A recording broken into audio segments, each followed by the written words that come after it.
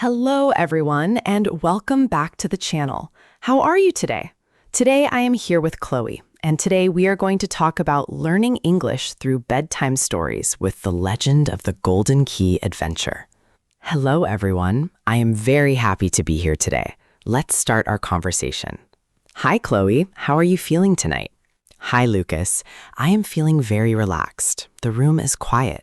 Yes, it is nighttime. The lights are soft and warm. Perfect for a bedtime story. Exactly, but this is not just a normal story. Oh, really? What kind of story is it? This is a story designed with a psychological secret. Wow, a psychological secret? That sounds interesting. Tell me more. Psychologists say that when you listen to a calm adventure before you sleep, yes, your brain enters a relaxed learning state. That sounds amazing. Yes, your mind stops worrying about grammar rules. You just follow the pictures in your head, and your brain automatically absorbs the English vocabulary while you drift off to sleep. That is such a powerful hook. You learn English without working hard. Exactly, lazy learning, the best kind of learning. So Lucas, how should our lovely beginners use this podcast tonight? Step 1, put your phone face down on your nightstand. Do not look at the screen. Step 2, close your eyes and take a deep, slow breath. Step 3, just listen to my voice and Chloe's voice. Picture the story in your mind. And if you fall asleep before the end, that is 100% okay. Your ears will keep listening to the English rhythm. I am ready. What is the name of our adventure tonight? It is called The Legend of the Golden Key. The Legend of the Golden Key. That sounds magical. Let's begin. Once upon a time. Once upon a time. That is how every classic story starts. Yes, once upon a time, there was a quiet little village called Oakhaven. Oakhaven. Was it a big city? No, very small. It was surrounded by tall green hills and a misty forest. Misty means full of light, soft fog. Correct. In this village lived a young traveler named Leo. Leo. What did Leo do? Leo loved old things. He worked in a dusty old antique shop. Dusty means covered in gray powder because it is old. Yes, one rainy afternoon, Leo was cleaning an old wooden clock. Tick-tock, tick-tock. Exactly. Suddenly, the back of the clock opened with a small click. Oh, what was inside? A treasure? Not money. Inside the clock, Leo found a small rolled-up piece of yellow paper. A secret map. Yes, a secret map. At the top of the map, there were 4 words written in gold ink. The faraway golden key. Wow, that sounds fun. Did the map show where the key was hidden? Yes, the map drew a line through the whispering woods, across the silver river, and up to the tall moonlight tree. Whispering woods. Why was it called whispering? Because when the wind blew through the tall leaves, the trees sounded like people whispering secrets. Shh, shh. That sounds peaceful, not scary at all. No, very calm. So Leo put on his thick walking boots, took a warm woolen jacket, and walked into the forest. Did he walk fast or slowly? He walked slowly. Remember, to find hidden things, you must move slowly and look around. That is true. That is also a great rule for learning English. Move slowly and look around. I agree. As Leo walked deeper into the whispering woods, the sun went down. The sky turned dark blue and purple. Twilight. Yes, twilight. Suddenly, Leo heard a soft sound on the walking path. Rustle, rustle. Oh, was it a bear? No. Sitting on an old mossy rock was a lovely silver fox. A silver fox? How beautiful. Did the fox run away? No. The fox just sat there looking at Leo with wise, glowing yellow eyes. Did the fox speak? In magical bedtime stories, animals always speak.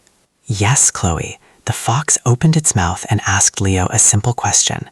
Where are you walking so late, young traveler? What did Leo answer? Leo showed the fox his yellow map. He said, I am looking for the golden key. Did the fox know where it was? The fox nodded its silver head slowly. It said, the key is real, but to reach the moonlight tree, you must leave your heavy worries behind. You cannot cross the silver river if your mind is heavy.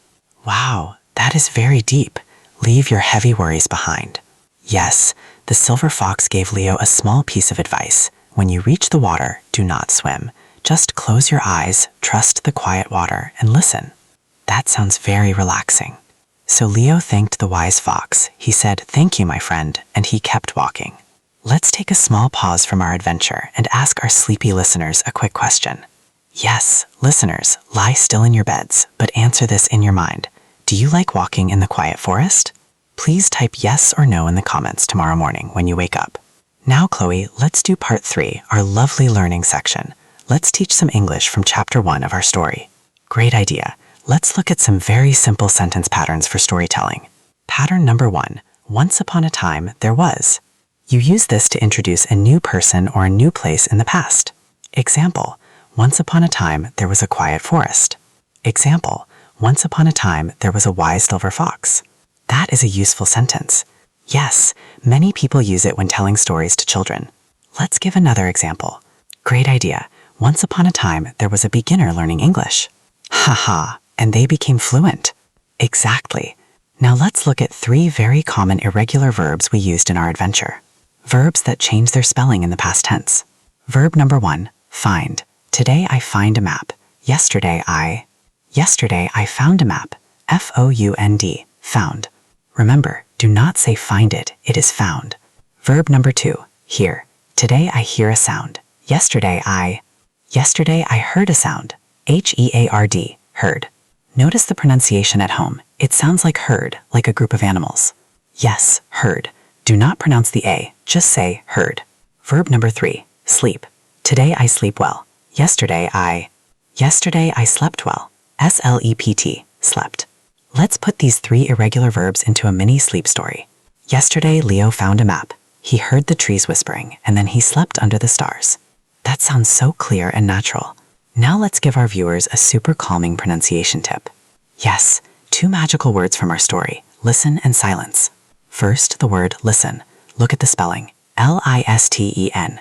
There's a tall T in the middle. But when we speak softly, the T is completely silent. We say lis-un. Yes, lis-un. Say it like a soft whisper, listen. And the word silence, it starts with an S and ends with a soft C-E sound. Silence. Silence means zero noise, absolute quiet. Listen to the silence. What a beautiful sentence. Okay, let's go back to Leo. He walked out of the whispering woods and arrived at the Silver River. The river was wide and shining under the bright white moon. Yes, the water that looked like lit silver, but there was no bridge. Oh no, how did he cross? Did he build a boat? No. Remember what the silver fox told him. Do not swim. Trust the water and listen. Ah yes, leave your heavy worries behind. So Leo stood on the riverbank. He took off his heavy backpack full of worries. He closed his eyes. He listened to the gentle water. Lap, lap, splash. What happened naturally? When Leo's mind became completely still and peaceful, large glowing white lily pads floated up from the bottom of the river. Wow, magical lily pads. They made a floating green bridge. Exactly. Because he was calm, the path appeared. Leo stepped lightly onto the first lily pad, then the second, then the third. He crossed the Silver River dry and safe. That sounds incredible. If you stay calm, the right path always opens for you. That is true. On the other side of the river stood a massive ancient tree. Its leaves were pure white, glowing like moonlight. The moonlight tree.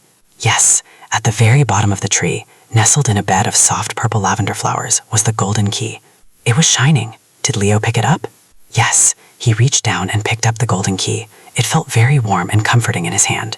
Lucas, what did the golden key open? Did he find a big wooden treasure chest? There was no wooden chest, Chloe, but sitting next to the roots of the tree was a small, beautiful door built right into the trunk of the tree. A door in the tree? Written on the door were the words, "The Room of Peaceful Dreams." Leo slid the golden key into the lock. Click. The door swung open smoothly. Inside there was no monster, no danger, and no stress. What was inside?